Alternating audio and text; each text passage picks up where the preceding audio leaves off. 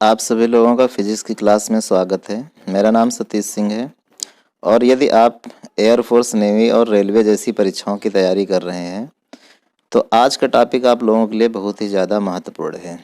आज मैं आप लोगों को जो ध्वनि के क्वेश्चन हैं इनको समझाने का प्रयास करूँगा। अगर आप लोग परीक्षाएं दे रहे होंगे तो आप लोग जानते हैं कि जो ध्वनि टॉपिक है इससे कोई भी ऐसा एग्ज़ाम नहीं होता है जो बचता हो। हर एग्ज़ाम में ध्वनि के प्रश्न जरूर होते हैं। प्रश्न बहुत आसान होते हैं, बस वो प्रश्न बार बार हम रिवीजन करते रहें और हमसे कोई भी गलती ना होने पाए। तो आज ध्वनि के प्रश्नों का जो सबसे पहला प्रश्न है उसमें हर्ट्ज मात्रक किसका होता है। तो हम लोग जानते हैं कि जो हर्ट्ज होता है वो आवृत्ति का मात्रक होता है, इसलिए इसका जो ऑप्शन बी है वो सही माना जाएगा। हर्ट्ज आवृत्ति का मात्रक है और आवृत्ति के बारे में आपको जानकारी होनी चाहिए कि 1 सेकंड में कंपनों की जो संख्या होती है उसी को हम लोग आवृत्ति कहते हैं। तो कंपनों की संख्या, ये जो बेसिक नॉलेज है ये भी आपको होना चाहिए, क्योंकि जब तक आपको ये नॉलेज नहीं होगा आप ऑप्शन को तैयार नहीं कर सकते हैं, ऑप्शन को आप रट नहीं सकते हैं। तो हमें ये मालूम होना चाहिए कि आवृत्ति क्या होती है। 1 सेकंड में कंपनों की संख्या को आवृत्ति कहते हैं। तो हर्ट्ज मात्रक किसका हुआ? आवृत्ति का। इसके बाद जो सेकंड क्वेश्चन इसका है, आवर्तकाल कैपिटल टी तथा आवृत्ति स्मॉल n के बीच में संबंध क्या होता है। तो आप इसके फार्मूले को तैयार करिए। n इक्वल टू 1 अपान में कैपिटल टी, जहाँ पे कैपिटल टी को आवर्तकाल कहते हैं और 1 अपान कैपिटल टी को हम कहेंगे आवर्तकाल का व्युत्क्रम। जैसे 4 है तो 4 का व्युत्क्रम क्या होता है? 1/4। उसी तरीके से अगर टी आवर्तकाल है तो 1/t हो जाएगा आवर्तकाल का व्युत्क्रम, और आवर्तकाल का जो व्युत्क्रम होता है उसी को आवृत्ति कहा जाता है।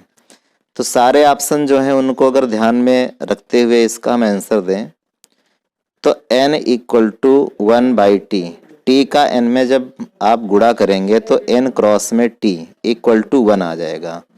तो n cross t equal to 1 ये जहाँ भी लिखा है वही ऑप्शन सही है। तो ये ऑप्शन जो बी है वहाँ पे पाया जाता है, t cross n equal to 1। इसके बाद जो नेक्स्ट क्वेश्चन है उसमें लिखा हुआ है कि एक इलेक्ट्रॉन की दोलन आवृत्ति 20 × 10⁶ हर्ट्ज है।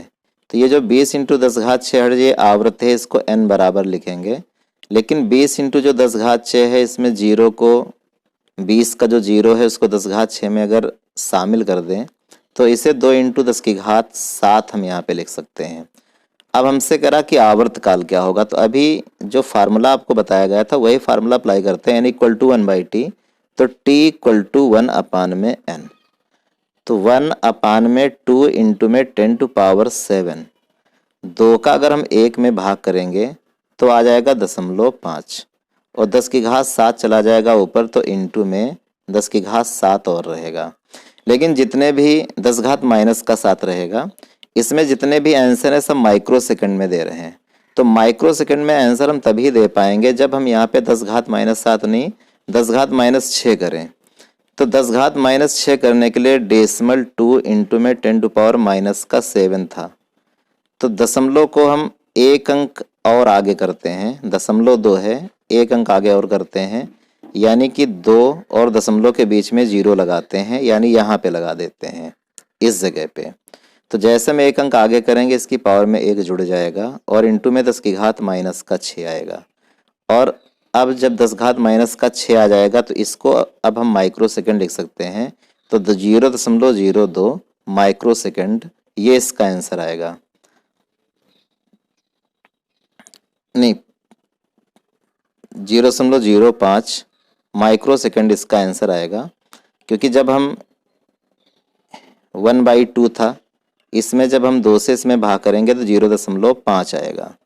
तो ये जो इसमें फॉल्ट, इसको आप करेक्शन कर लेंगे यहाँ पे, तो 0.05 माइक्रो सेकंड इसका आंसर होगा। तो इसका जो ऑप्शन बी है, ऑप्शन बी इसका सही हो जाएगा, 0.05 माइक्रो सेकंड, ये इसका ऑप्शन सही है।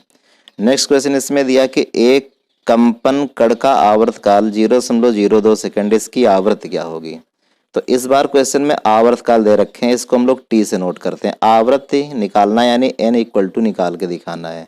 तो n इक्वल टू 1/t, तो 1 में t की जब वैल्यू रखेंगे 0.02, डेसिमल हटाएंगे, चूंकि 2 अंकों के बाद है इसलिए 2 जीरो पर बढ़ेंगे और 2 से काटेंगे तो आ जाएगा 50। तो 50 आंसर रहेगा। तो जहां भी 50 लिखा होगा, आवृत्त का जो मात्रक होता है हर्ट्ज होता है या प्रति सेकंड होता है या सेकंड इनवर्स होता है, तो 50 प्रति सेकंड, ये इसका ऑप्शन सही हो जाएगा। इसके बाद जो क्वेश्चन है कि एक घड़ी में सेकंड वाली सुई का आवर्तकाल कितना होता है। घड़ी आप लोगों ने देखी होगी और जो सेकंड वाली सुई होती है वो अपना एक चक्कर 60 सेकंड में पूरा करती है। आवर्तकाल को हम लोग समझ लेते हैं। आवर्तकाल क्या होता है? आवर्तकाल का मतलब होता है कि एक चक्कर लगने में जो समय, एक चक्कर पूरा होने में जो समय लगता है उसी को हम लोग आवर्तकाल कहते हैं। एक चक्कर पूरा होने में लगे समय को आवर्तकाल कहते हैं।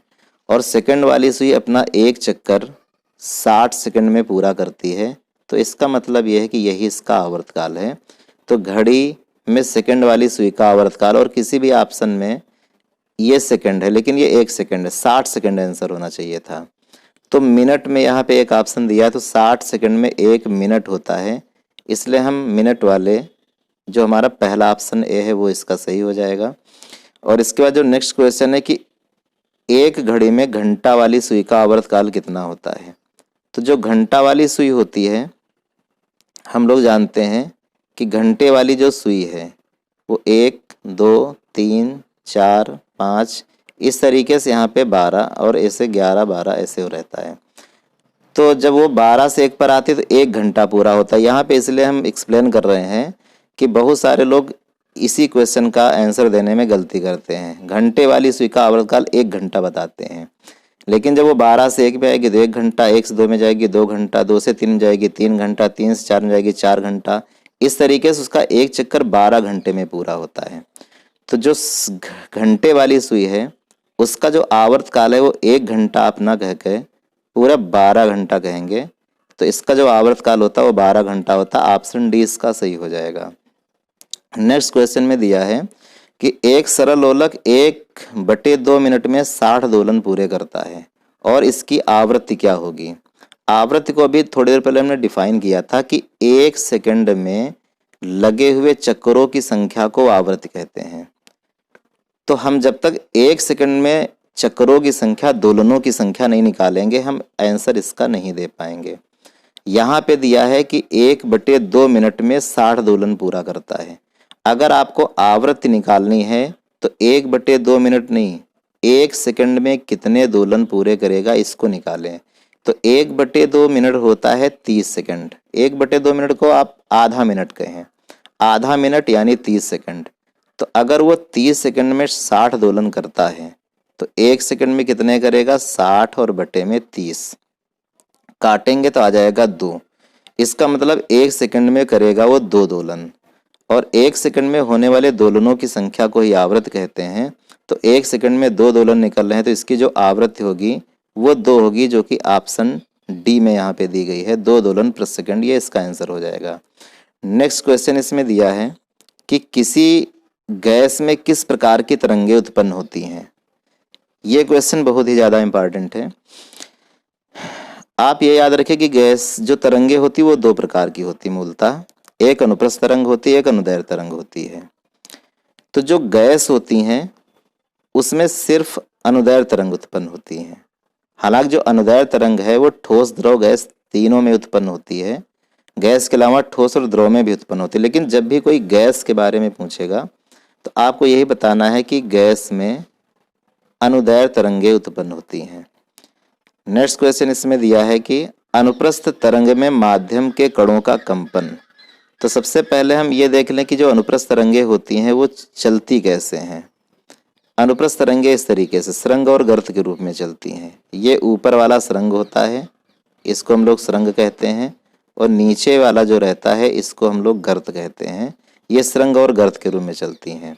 ये तरंग के चलने की दिशा है, ऐसे तरंग चल रही है।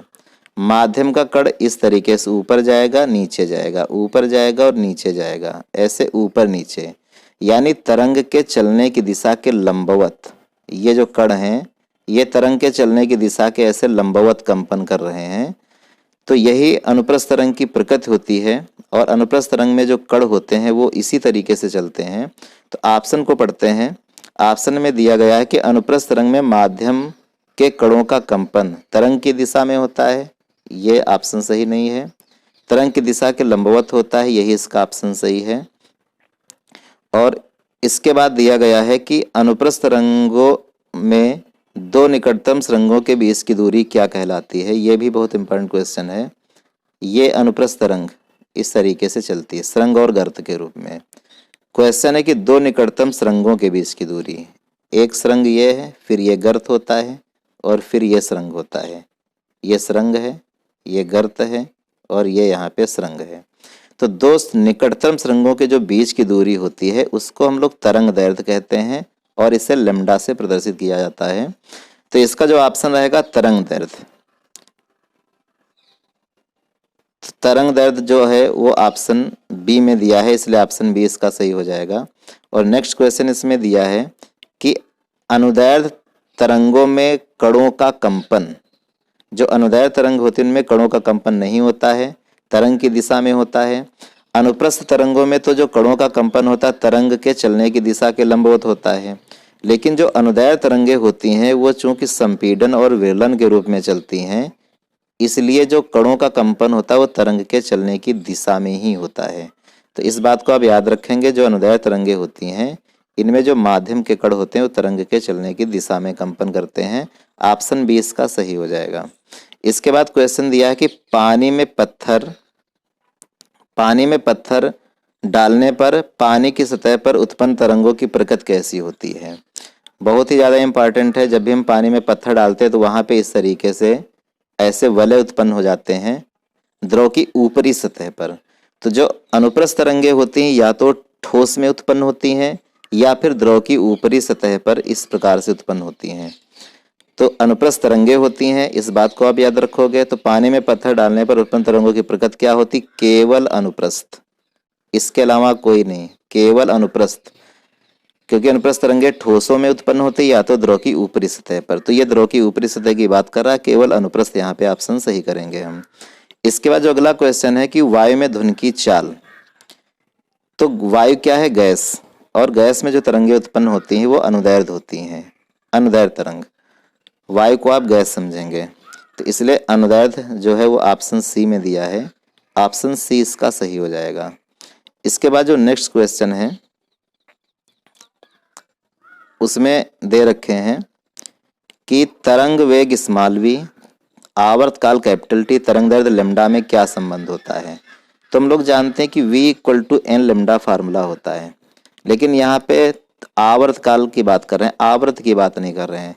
तो इस आवर्त को हम यहाँ से हटा लें और इसकी जगह पे हम 1/t लिख लें और इनटू में लैम्डा। ऑप्शन के अनुसार आंसर देंगे। जितने भी सबसे पहला है इसमें v equal to lambda t, तो v equal to lambda upon t हो जाएगा, लेकिन लैम्डा टी नहीं, v equal to lambda upon t, ये लैम्डा है नीचे टी, तो जो ऑप्शन बी है वही इसका सही है, v इक्वल टू लैम्डा अपान में टी। इसके बाद जो नेक्स्ट क्वेश्चन है, वायु में ध्वनियों की जो तरंग दैर्ध्यों का अनुपात है 1:4 है, इनकी आवृत्तियों का अनुपात कितना हो जाएगा। तो सबसे पहले हम ये समझ लेते हैं कि तरंग दैर्ध्य और आवृत्ति में संबंध क्या होता है। तो v equal to n lambda,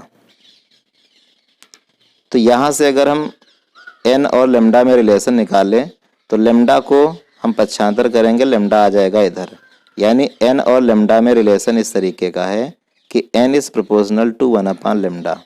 तो जब फार्मूला हम यहाँ पे बनाएंगे तो n1 अपान में n2 इक्वल टू लैम्डा 2 अपान में लैम्डा 1 फार्मूला बनेगा। तो इसमें कह रहा कि तरंग दैर्ध्यों का जो अनुपात है वो 1:4 है, तो 1 रहेगा लैम्डा 1 और 4 रहेगा लैम्डा 2। पहला लैम्डा 1 और जो दूसरे नंबर पे है 4 वो लैम्डा 2 है। तो यहाँ पे 4 लिखेंगे, लैम्डा 1 की जगह 1 लिखेंगे।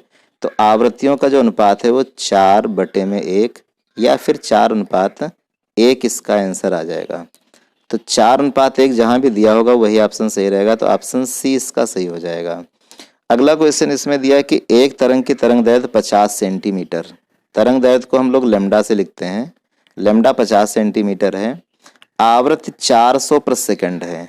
इसको एन से लिखेंगे, 400 प्रति सेकंड। तो इसकी चाल पूछ रहा है, तो बहुत सरल प्रश्न है ये। v equal to n lambda. N की जो वैल्यू है वो यहाँ पे हम 400 रख लेते हैं, और लेमडा की वैल्यू 50 सेंटीमीटर है। इसको हम मीटर बनाते हैं।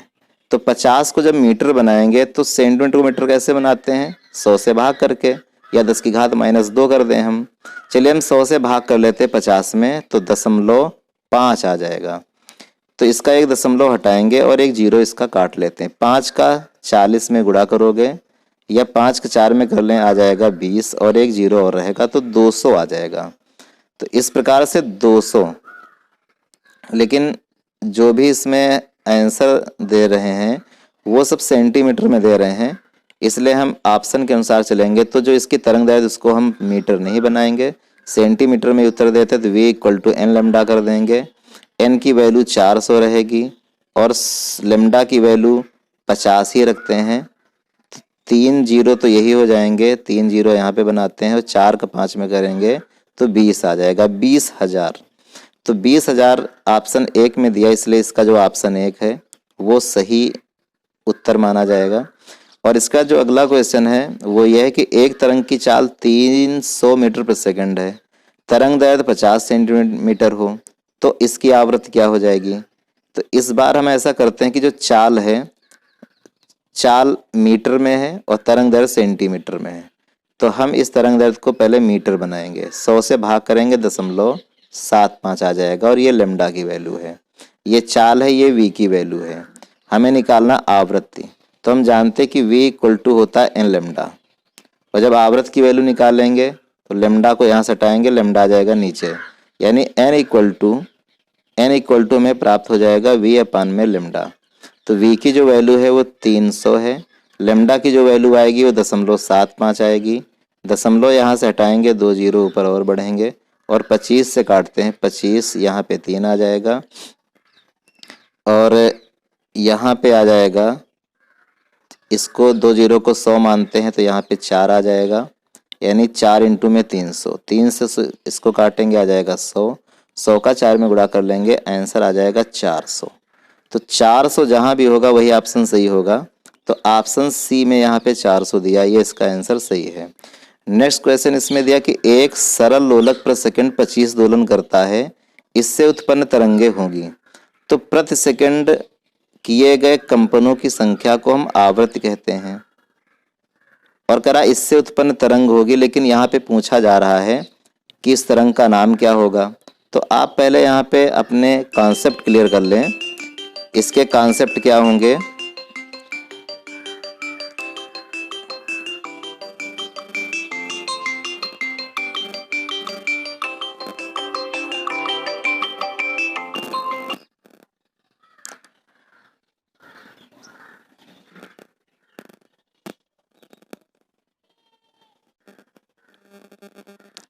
इसके आप यहाँ पे कॉन्सेप्ट क्लियर कर लीजिए तरंग के।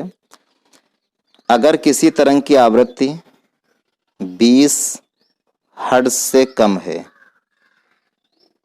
तो फिर इस प्रकार की जो तरंग है वो श्रव्य तरंग होती है। और अगर किसी तरंग की आवृत्ति 20 हर्ट्ज से 20,000 हर्ट्ज तक है तो इस प्रकार की जो ये अवश्रव्य तरंग होती है। अगर किसी तरंग की आवृत्ति 20 हर्ट्ज से कम है तो ये अपश्रव्य तरंग होगी, इसे सुना नहीं जा सकता है। और अगर किसी तरंग की आवृत्ति 20 हर्ट्ज से 20,000 हर्ट्ज तक होगी तो ये श्रव्य तरंग है, इसे सुना जा सकता है। और जिस तरंग की आवृत्ति 20,000 हर्ट्ज से ज़्यादा होती है, इस प्रकार की जो तरंगे होती हैं वो पराश्रव्य तरंगे कहलाती हैं। तो ये पराश्रव्य तरंगे होती, इनको भी सुना नहीं जा सकता है। और पराश्रव्य तरंगों के क्या उपयोग होते हैं आगे के वीडियो में हम आपको इसको फिर से समझाएंगे, क्योंकि तरंग के बहुत सारे वीडियो बनाने पड़ेंगे, तभी आपका तरंग टॉपिक क्लियर होगा। एक वीडियो में तरंग को क्लियर नहीं किया जा सकता है। तो यहाँ पे आप समझ लीजिए 20 हर्ट्ज से कम तो अपश्रव्य। 20 और 20,000 के बीच में तो ये श्रव्य है, और 20,000 से अगर अधिक है तो ये कहलाती है पराश्रव्य तरंग कहलाती है। चमगादड़ पराश्रव्य तरंगे ही उत्पन्न करते हैं। तो क्वेश्चन में इसमें दिया है कि एक सरल लोलक प्रति सेकंड 20 दोलन करता है, तो ये इसकी आवृत्ति है, यानी आवृत्ति कितनी है 25, यानी 20 से ज़्यादा। तो अगर इसकी आवृत्ति 20 हर्ट्ज से कम होती तो ये अपश्रव्य होती और इसे हम ना सुन पाते, लेकिन 20 और 20,000 के बीच में है 25, इसलिए ये हो गई श्रव्य तरंग। और श्रव्य तरंग कौन सी है? ये पराश्रव्य का ऑप्शन है, ये अपश्रव्य का ऑप्शन है, विद्युत चुम्बकीय तरंग का ऑप्शन है। श्रव्य तरंगे वे तरंगे होती हैं जिनको हम सुन सकते हैं, और ध्वनि ही एक ऐसी तरंग होती है जो हमें सुनाई देती है, इसलिए इसका ऑप्शन ए सही हो जाएगा। अगला क्वेश्चन जो इसमें दिया गया है, ध्वनि का वेग अधिकतम होता है, तो जो ध्वनि होती है उसकी जो चाल होती है ठोस में सबसे ज़्यादा होती है, द्रव में उससे कम, और गैस में सबसे कम। पहला जो ऑप्शन है उसमें वायु है, ये गैस है, इसमें सबसे कम होती है।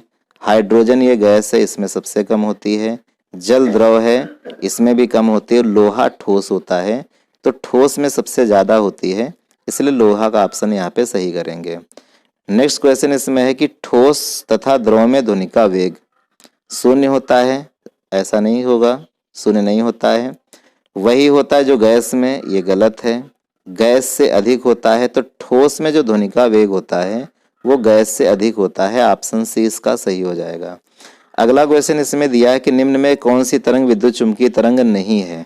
एक्स किरण विद्युत चुम्बकीय तरंग है, प्रकाश किरणें विद्युत चुम्बकीय तरंग है, ऊष्मीय किरणें ये भी विद्युत चुम्बकीय तरंग है, और जो ध्वनि तरंग है वो विद्युत चुम्बकीय तरंग नहीं है।